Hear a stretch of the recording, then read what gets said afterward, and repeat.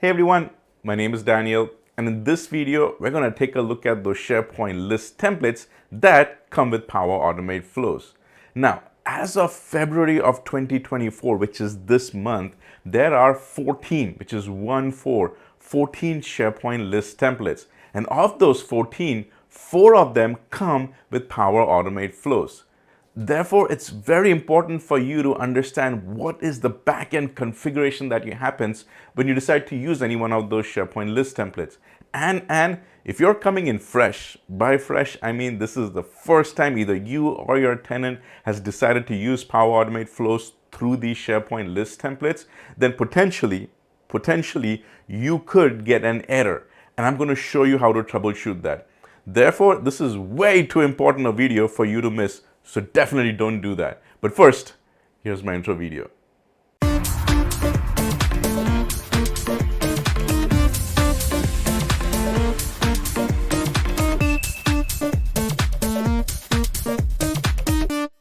So I'm going to start off by using a new tenant. And the reason I'm doing that is so that you can get the full experience of all the new configuration that happens when you start to use those Power Automate flows in those list templates. Because if this was an existing tenant, then some of those configuration changes might have already happened from some previous use cases. And therefore, to give you that full experience, I'm using this new tenant. And speaking of experiences, I'm using the Microsoft's Customer Digital Experience, also commonly known as CDX. That is where I went ahead and spun up a hydrated tenant. Hydrated means it already has some content in it and a little bit of configuration, but not all of it. So that's what I have, and this is what we're going to deep dive in. So the first thing I want to do is get inside Power Automate and show you what the current configuration looks like. Therefore, when the changes come in, you can identify the difference. And here's, by the way, it says, welcome to Microsoft 365. That is just to prove to you that this is literally the first time I am signing in to this tenant. So I'll go and click on the app launcher, and on the top, if I don't see my Power Automate, that's fine. I'll just go and click on explore all your apps. Another tab opens up and another welcome comes in, which is fine. I'll go ahead and ignore that for now. And I'm going to go and click on Power Automate. The Power Automate option is on the bottom right. Click on it. Again, another tab opens up and it'll take us into the default environment. But in the default environment, there is the place that I want to go and take a look at. Again, welcome to Power Automate. Another proof that this is the first time that I'm signing in. I'll go and click on Get Started. Now, here's the first wow factor when you go ahead and use these templates. It goes ahead and builds a solution. A solution basically means what are the contents that you're using, and it's packaged together as a solution. Solutions include connections, data sources, and stuff like that. That's what it's part of the solution. So in our case, by the way, if I go into my flows also, in my cloud flows, it's empty. In my shared with flows also, it's empty. That's proof that this is a brand new tenant. But if I go to my solutions, this is where I want you to go and take a look at. In my solutions, as the solutions is loading, this is what happens. It says create a database. Like, it hasn't even gone into that configuration place. So that's very important. I wanted to show you this, all right? Now, all of other stuff is going to start coming in over here. So take a mental screenshot of this, because when we come back in, things are going to change. Okay, so now we're going to go to a SharePoint site and start to leverage those templates. So I go to my homepage, click on the app launcher, click on SharePoint, and another tab opens up. Now, in this situation, it doesn't matter what that SharePoint site is. I just need to go to a SharePoint site. And again, here it is, welcome to a SharePoint start page. Another proof that this is the first time I'm using my tenant. And I'll just randomly go and pick any site. So I'll just go and do this one, all right, the landing page. Important thing, doesn't matter what that site is for this example. So I'm going to go on the top right to my settings, and then I'm going to go to site contents. And in my site contents, on the top left where it is plus new, I'm going to go and click on list.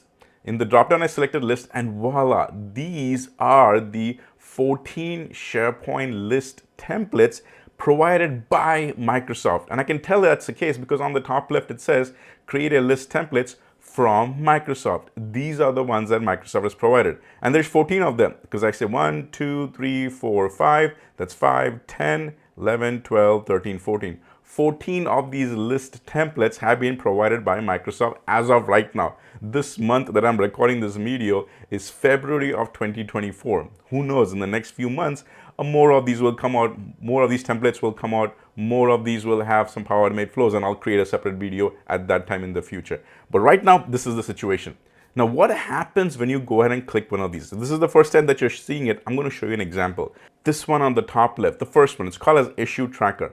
When I go and click on Issue Tracker, this is what happens, all right? There is an example that is given with some information. Now I can go and say, use this template. Great. You can go ahead and keep that name as is. It can show up in the navigation, which is usually on the left side over here and some on the top navigation, or you can uncheck that box and now click on Create. This is what the situation is when you go ahead and use any one of these templates minus those 4 of them, all right? And it's pretty neat. The list templates comes in. If I go and click on the plus new, there is already a form over here. This is the out-of-the-box SharePoint form. You can go and fill some stuff in and the list shows up. Pretty neat. However, it's a little different when you go ahead and start to use those 4 of them, all right? So let's do that as an example. I'm going to go on the top right again to the settings. I'm going to go to Site Contents. On the left side, I'm going to click on the plus new, click on List, and the first one that has Power Automate Flow with it is called as the Recruitment Tracker. There you go. This is the one on that first row on the right. So I'm going to click on it, and this look and feel is very similar. It's telling me what the Recruitment Tracker is about, gives me an overview of what this list is going to look like, and now it says use the template. Yes, I'll go and use it. It already goes and gives me the name. I like everything so far. Don't need to really give a description. I'll go and use it in the navigation. So everything is looking good, and I'll go and click on Create. Now when I click on Create, an additional step will go and kick in. So it takes me directly into the list, but you see this pop-up window over here. It says, hey, you are almost there. Set up from features. And this feature is a Power Automate icon to the left, which is basically telling that, hey, this comes with a Power Automate flow built into it. And it says that the Power Automate flow will be called as interview date reminders and gives you a little description of what this flow is going to do, which is important for us to read. So let's do that. It says this Power Automate flow will remind the phone screener and recruiter 3 days before the phone screen date, and also remind the interviewers and recruiters 3 days before the interview date. So having this built-in Power Automate flow for this scenario is so useful because let's face it, this is something that you will need. However, if for whatever reason you don't want this, there is a checkbox over here. It says don't add these features, which basically means that I want the list and the template. I just don't want the Power Automate flow with it. So you've been given that flexibility, which is always a good thing. Flexibility means more options. But I'm going to use it because that's the whole reason for this. So I'll go and click on Next. When I click on Next, it says setting up this feature. You can close the screen and start using the list while you're away. Basically what I do is when I go and close it, on the top right, it's saying updating recruitment tracker, which means now it is going to go ahead and do all the plumbing, all the configuration in the backend. So it's very important that you actually wait for this thing to complete. And once it's done, we will go and take a look in the backend, which is go back to your Microsoft Power Automate and now do a side-by-side comparison of what was there before versus what's happened ever since we used this template. And there you go. The configuration piece has been completed. It is saying features added to Recruitment Tracker. This Recruitment Tracker is the SharePoint list that we see. That's the same name, Recruitment Tracker. And the flow, the Power Automate Cloud flow that it has added is called as Interview Date Reminders.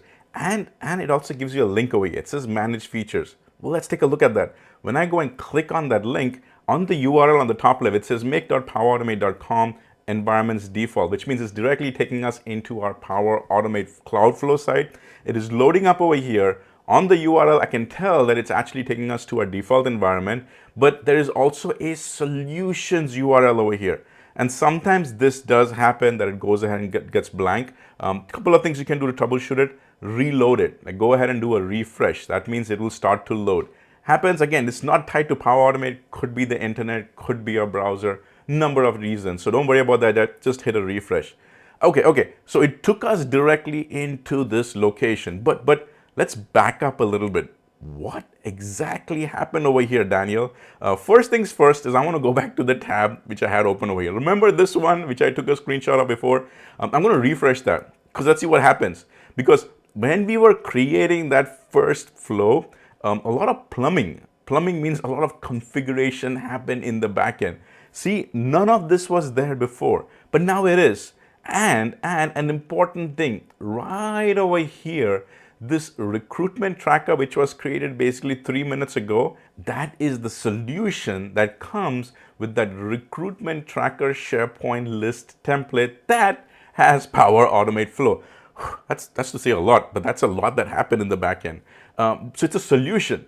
Also, a couple of things about the solution. If in case you guys are a little concerned, man, this is a solution, which means there's a lot of stuff that comes along with solution, I get a little nervous about. So don't worry, because solutions truly is the direction that you should be heading towards if you're not already there, because it really helps put everything together. And that's what it has done over here. But the nice thing is that they've gone ahead and left it as unmanaged. And when I say unmanaged, in the managed column, you can see that this solution is set to no.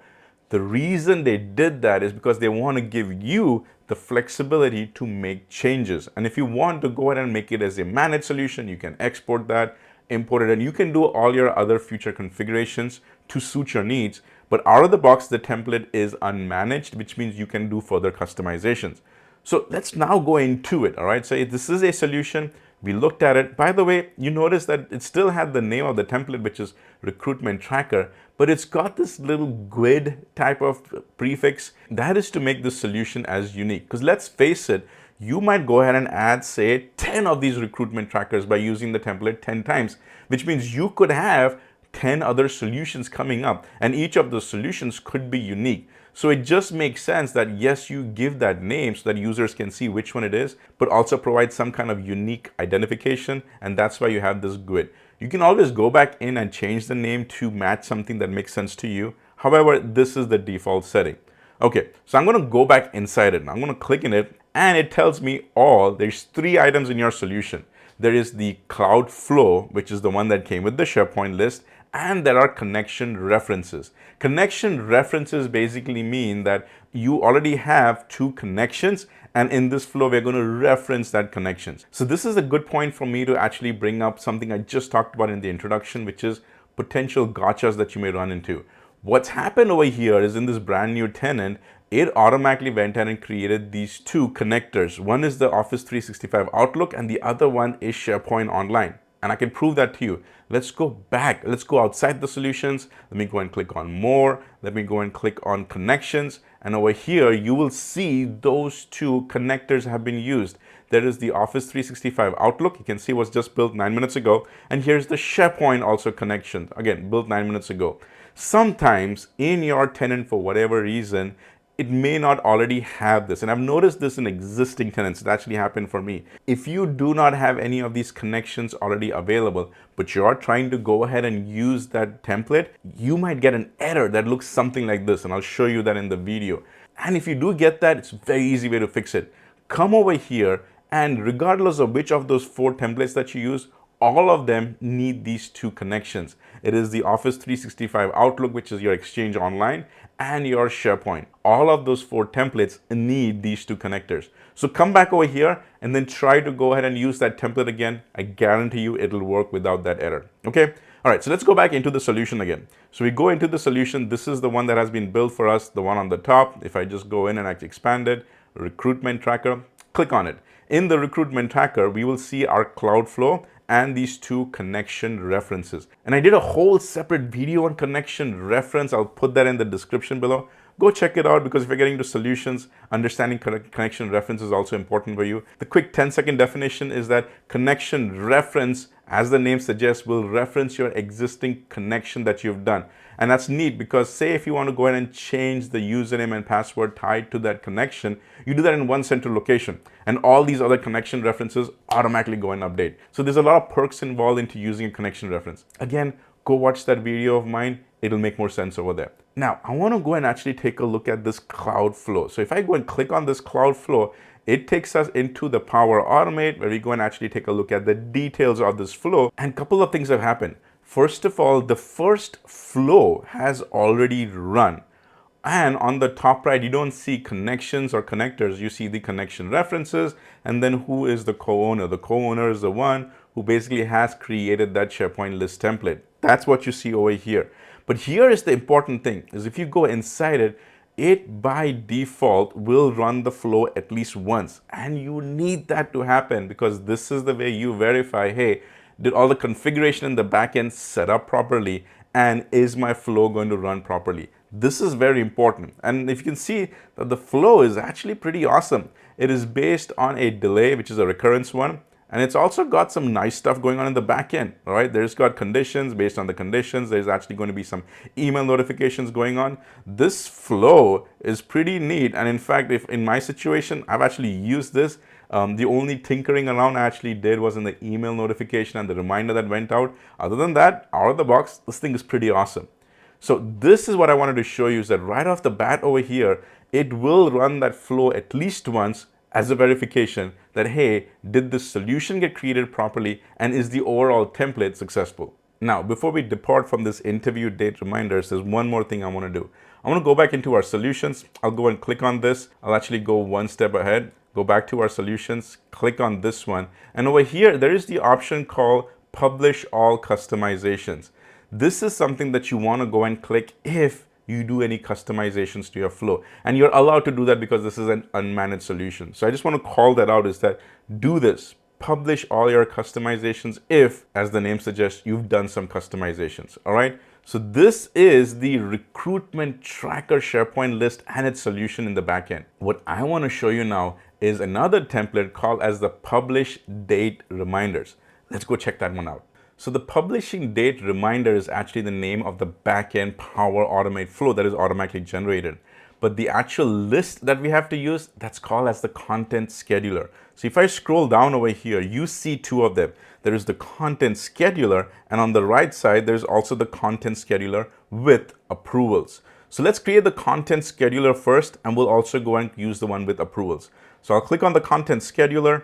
Gives me an overview. I like it. I'll go and use the templates. And then over here, it's giving me the name. Do I want to have a description? Completely at your disposal to make any of these customizations. I'll just go and click on create. And since this has got a Power Automate flow tied to it, a pop-up window comes up. And over here, it's telling you what that flow name is going to be, which I said, publishing date reminders, gives you an overview.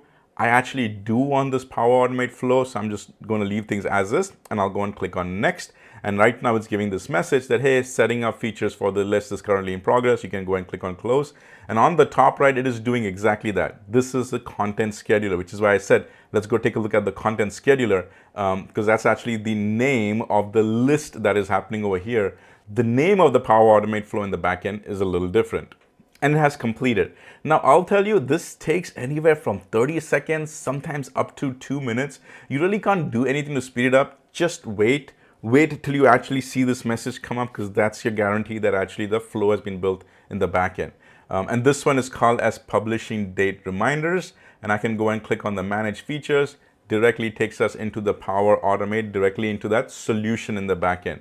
But now that we are in the solution, I want to go back one more step, back to solutions. And this is what you see over here. You see that now, if I go and expand this one, the content scheduler was made only a minute ago because that's it's brand new. But see, this is the reassurance that it gives you the name. The content scheduler is actually in the name of the list and the flow. But because there could be multiple one of them, it also has this GUID to uniquely identify this flow tied to that SharePoint list. So from here onwards, everything is pretty much the same. It's got the content scheduler, click in or go inside. It's got a total of 3 things over there. Same thing, there is a cloud flow, and then there is a 2 connection references. What I have seen across all of those 4 flows right now is it's tied to Office 365 Outlook and SharePoint Online. Those are basically the 2 connectors that you need upfront, and all of these solutions have their connection references tied to that. And again, even in this one, if I go and take a look at the flow in Power Automate, it'll take us to the details section. Over here, all the information pretty much looks the same, including the first time flow has also run successfully. And you really want this to happen just to verify all the configuration was good in the backend. So that was the first one that we did, was for the content scheduler. Let's go and create the second one of the content scheduler, because it's got approvals tied to it. Now, before we do that, I want to go and actually review this thing over here, right? In fact, we'll go and take a quick look at it, take a mental screenshot that this is the configuration that is there, because when we go and do the approvals one, some additional solutions come up over here. Go back to our SharePoint site. I'll go into the settings, site contents. On the left side, I'll create a new list. And in our new list, we will use this template from Microsoft. But now we're going to do the content scheduler with appointment. Click on it. It gives you an overview. This overview looks very similar to the content scheduler itself. You'll use this template. I will use this name. No changes have been done. I'll click on create. Takes us directly to where the SharePoint list is. This pop-up comes up, which we expected because we know there is a Power Automate flow tied to it. I like everything, so I'm going to go and click on next, and then it's giving me this message. This message basically means that there is some configuration going on in the back end. So while the updating is happening, which is now content scheduler with approvals, we just wait till this thing finishes. And the same thing happened. It took about a minute and a half for this thing to finish. I just had to patiently wait. And now it says that it is completed, and I see the manage features. So when I click on the manage features, another tab opens up, but it directly takes me inside that new solution that has been created. And in the solution, it is directly taking me inside the cloud flows. But what I want to do is I want to back out by one step. I'm going to come on the top left and click on back to solutions. And in the back to solutions, we now see the third flow that has been created right over here. Now, I wish in this scenario, it would actually tell us which one is the content scheduler versus the content scheduler with approval. It would have really helped, because in my case, the only way I'm able to understand the difference is based on the creation date. The first one that I created was the content scheduler. The second one was with the approvals one. So I wish that was a way, but like I said, you've got the flexibility to go ahead and select that, click on edit, and basically make the change name that you want. So it's just something to keep in mind of, right? But what I want to do is also do a test of specifically that one, the one which wasn't, freshly created. So if I come now over here, this is the content scheduler with approvals. If I go and add a new item, I'll just go and say this is a test, test, publish status. I'll just leave that as a planned. Anything else, content type, go and put that as a helpful article. Just basically going and putting just all this information. I'll go and click on save. And now it has basically got a new item put into it. Now, if memory serves me right, these flows are actually running on a scheduled task. And we'll just go and confirm that. We'll come back over here. Actually, let me just refresh this page.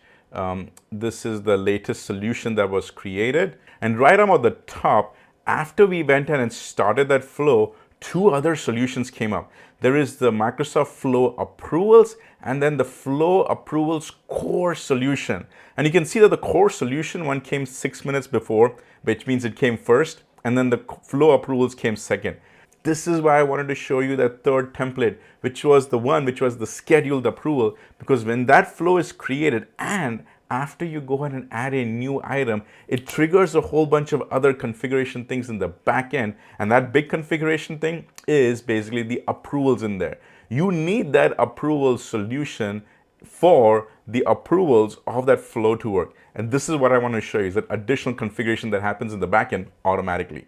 And now we only have one left, which is the work progress tracker. So let's just go and do that also, see what's so different about it.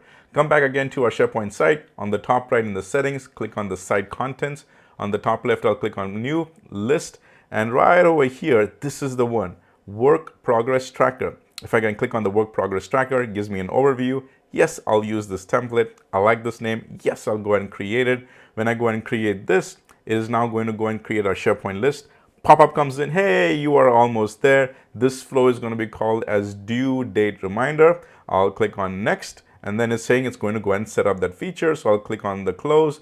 On the top right, we see that it's actually creating the whole solution in the back end. So like I said, we just have to wait for this to finish. Usually it takes anywhere from 30 seconds all the way up to a minute and a half. There's really nothing we can do. We just have to wait. Completed successfully. Click on the manage features. Directly takes us in the solution, directly inside the cloud flows. What I'll do is I'll just click on the overview and actually back up one more step so that we can see all these new solutions that have been created right over here. See that? Just in the last 30 minutes, we had these new solutions, the recruitment tracker, content scheduler, the content scheduler with approvals, and the last one, which was the work progress tracker. The work progress tracker, again, same three things. Two of them were connection references of the exact two kind, SharePoint and the Office 365 Outlook, and then the cloud flows, which is basically the cloud flow. Again, pretty nice, sophisticated cloud flow to basically go ahead and put that flow in the back end of that SharePoint list. And in this scenario also, the first flow has run successfully just to make sure all the configuration was done correctly. So all in all, in the back end, we have now successfully created 4 of these solutions, each of them tied to that Power Automate flow, and 2 more tied to the approvals. one is called as the flow approvals, and the flow approvals core solution. All of this is happening automatically in the backend thanks to those templates. So in the demonstration, I went and created 4 solutions plus 2. 4 of them were created by each of those list templates, and then 2 were for the approvals. But there is no hard and fast rules or how many limits there are. You could go ahead and use those SharePoint lists again and again and again. Those templates, you can use them, and then they will automatically create all of these solutions in the back end. So keep that in mind, that you've got this flexibility as well. Now, as of right now, which is February of 2024, only 4 of those SharePoint lists have actually Power Automate flows tied to it. There is a chance that there might be more coming in the future, and we don't know how that's going to happen. There could actually be more SharePoint lists coming out, because again, right now there's 14 SharePoint lists. There could be more, and then the new ones will have Power Automate flow tied to it, or existing one of those 14, more of them could also have Power Automate flows tied to it. We'll just have to wait and see in which direction Microsoft goes, but as of right now, this is pretty awesome. You've got the full flexibility to still use these list templates. You can go ahead and have the Power Automate flows automatically tied to it, and it already does a fantastic job of putting solutions together. Hopefully this video was useful to you. Hopefully you learned how the backend configuration works, and as always, keep using Power Automate flows. Hello. So if you like this video, go ahead and click on that subscribe button and smash that like button. Also, if you have a few extra seconds, can you go ahead and put in a comment? Either say something nice or give me ideas for my next video. And until then, see ya.